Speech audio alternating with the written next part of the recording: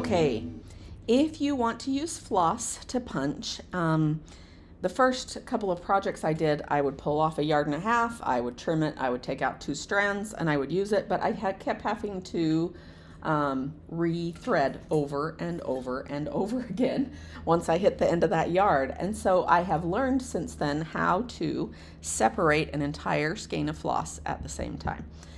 Logistically, trying to show it so that you can see it is going to get a little complicated here, but we're going to make it work. This is a floss separator spinner.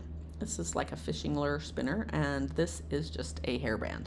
So I put these together, and I have a few of them on my website, but this is what you need to make it work.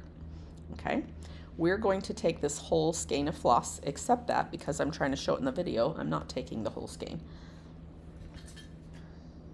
But I have done this with lots of different skeins. So, and we're just going to tie the one end to this little spinner.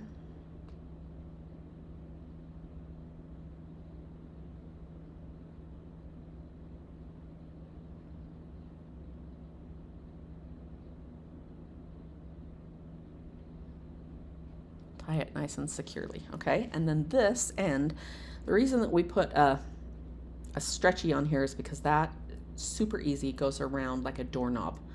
I'm going to put it around the base of this camera because I want it to film that part. Okay, then you go down to the other end of your floss, which is, you know, across the football field. It's 8 yards, so it's about 25 feet that you've got to go away, and then you can separate 1 strand out at a time. If your thing calls for 2, I would separate it and first split it into 2 and 4, and then I would split the 4 into 2 and 2. In this case, I'm going to pretend it's 3 so that I can separate it into 3.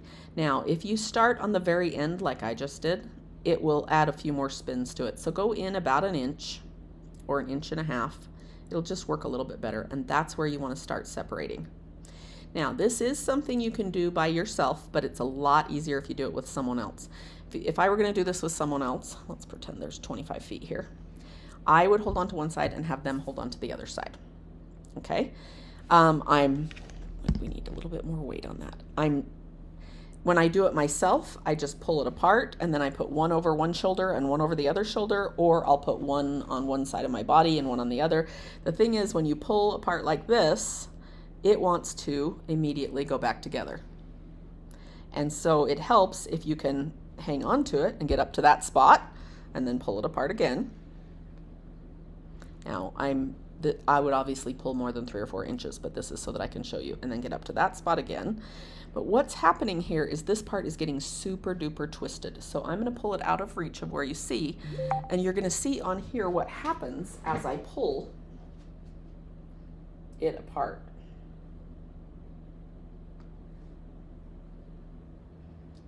I'll pull, and I'm pulling tight, and then when I let go a little bit, that little spinner will spin around. You see it spinning, and it is just taking all of the twists that would turn into knots out. If you pull against it snug like this, it can't spin, and then you let go a little bit and it'll spin, and we get all the way to the end and we have it separated. Now, obviously it takes a little bit longer than that because you're doing 8 yards instead of 2 like I did here. But that is how you can separate your floss so that you can use it in your punching. And then I would wind this around a card or a spool or something so that I had it ready to go. Now, remember I said if yours initially separates into, if you're supposed to separate it into 2s, you notice I just cut off one end.